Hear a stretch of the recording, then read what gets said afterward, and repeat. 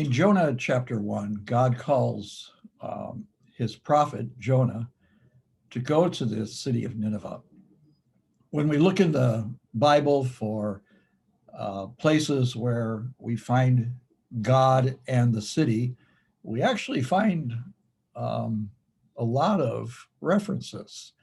We often think the Bible is a rural book written to shepherds or about the harvest field and other analogies where we find a lot about the rural countryside, and it is. But there's more than 1,200 references to cities in the Old and New Testaments.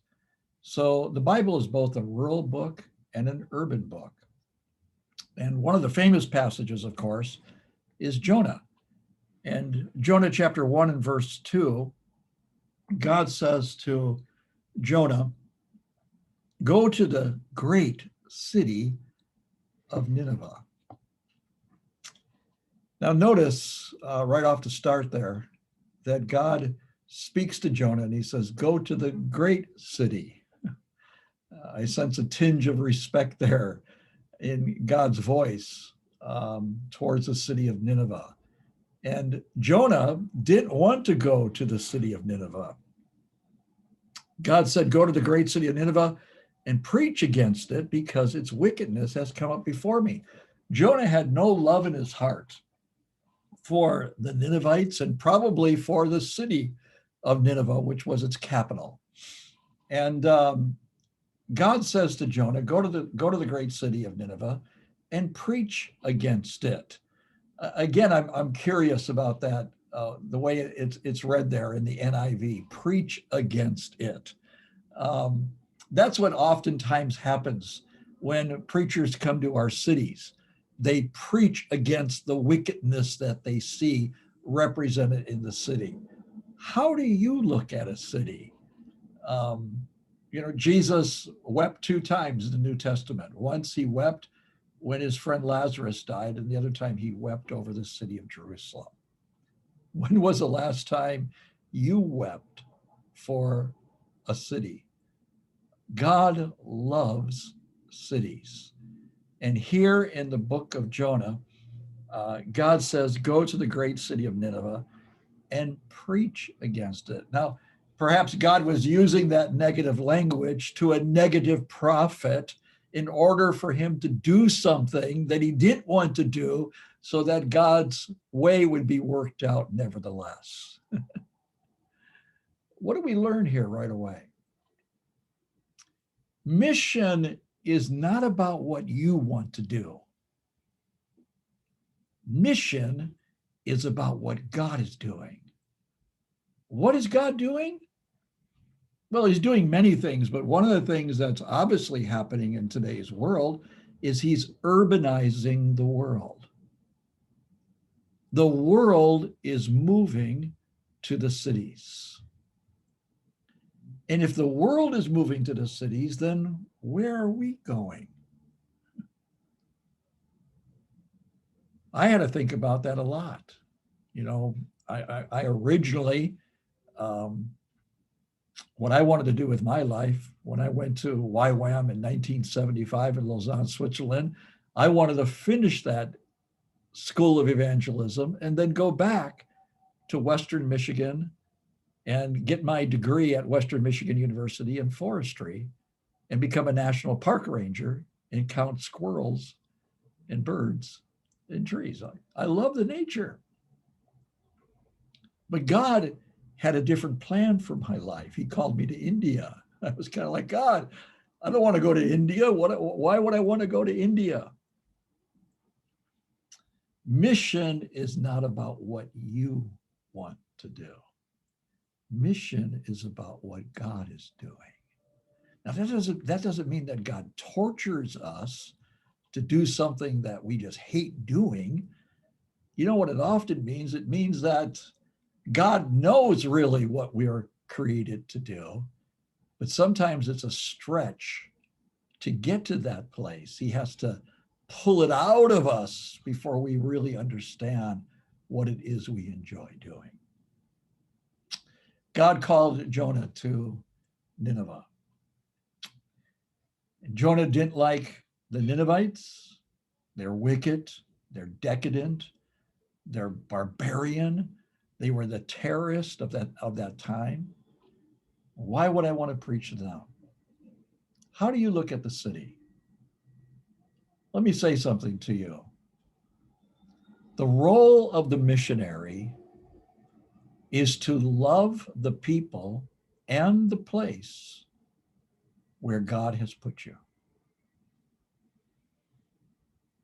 The role of the missionary, I want to say it again, the role of the missionary is to love the people and to love the place where God has put you.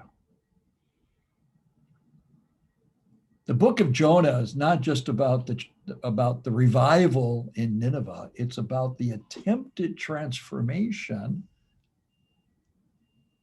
of the messenger, Jonah. And we know what happens to Jonah. He falls into the belly of a whale. And while he's in that belly of the whale, there's an attempted transformation of his life. And when you turn to chapter 2, you can see that transformation was starting to happen. But unfortunately, we find in chapter 4 that it was not a complete transformation. But in chapter 2, Jonah's in the belly of the whale, and he cries out to the Lord. He says, "In my distress, I called to the Lord." Verse 1, and he answered me, "From deep in the realm of the dead, I called for help, and you listened to my cry." There's seems to be a transformation taking place. You go to the end of that chapter 2, and Jonah says, "Those who cling to worthless idols turn away from God's love for them. But I, with shouts of grateful praise, will sacrifice to you. What I have vowed, I will make good. I will say salvation comes from the Lord." Verse 10, and this is something dramatic happens here.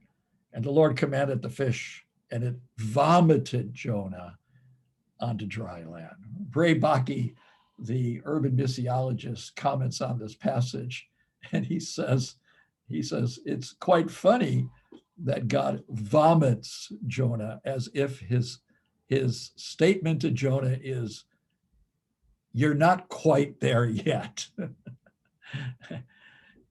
Ray Bakke says, we all know that when a person eats a bad fish or a spoiled fish, they get sick. But here's a big fish that swallowed a bad man, and it got sick. The book of Jonah is not only about trying to transform a city, but the book of Jonah is about the transformation of ourselves. And the role of the missionary is to love the people that God has called him to and the place that God has called him to.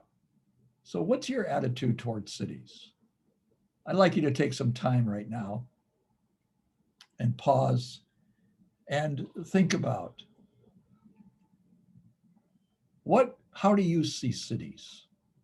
How do you see urban locations? What are the negative things that you see? And what are the positive things that you see? And I want you to take time and reflect on that. And I'll tell you a story before you do that. I chair my neighborhood police department in the neighborhood where I live here in San Francisco, which is probably the worst neighborhood in the whole city. 30,000 people, 25 languages, 3,000 people homeless.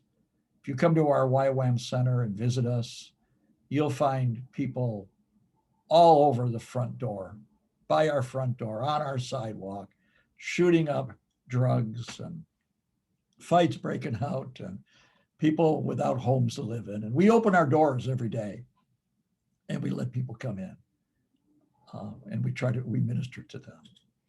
But a lot of people stay away from my neighborhood in San Francisco because of its toughness, because of the darkness that's there. And the police department puts out a newsletter every month, and each month they select a citizen of the month, and they selected me one month to write about. And they took me through an interview, and I was being interviewed by a cop who walks the streets and drives the streets every day for 8 years. He knows my neighborhood. He asked me at the end of the interview, he said, Tim, what's your favorite place in all of San Francisco? Because he wanted to write something in an interview about that. Well, there's many beautiful places in San Francisco, but without skipping a beat, I said to him, oh, my favorite place in the whole city is right here in our neighborhood, the Tenderloin. That's the name of our neighborhood. It's called the Tenderloin National Forest. He looked at me and he said, where is that? Now, he had been a cop for 8 years and he didn't know where it was. The Tenderloin National Forest is a little alley that the artist of my neighborhood took over. And they mosaic tiled the street and they muraled the buildings on the side and they put a redwood tree and a cherry blossom tree and a pizza oven and a fish pond and plants all in the alley. And I often go there to pray. And the policeman said to me, where is this alley you're talking about? I said, oh, officer, I said, just 2 blocks from where we're having coffee together today. He said, I've never heard of it. I've never seen it. He had been policing the streets for 8 years. At the end of the interview, he said to me, Tim, he said, I learned something today. He said, I'm a cop. I look for the problems. And I go home every night and I'm burned out. He said, but what I learned today was that you're looking for the potentials. And that's how you keep refreshed. The role of the missionary is to love the place where he is, no matter how hard it is, how dark it may be. We love it. We engage with it. That's how Mother Teresa stayed alive as she ministered to the dying of Calcutta. She saw Jesus in them. And that kept her refreshed. Take some time and talk about what are the positives of living in the city? What are the negatives of living in the city? And what might be your negative attitudes towards the city that's blocking you from hearing God saying to you, go to that great city and preach my love to it. I'll see you soon.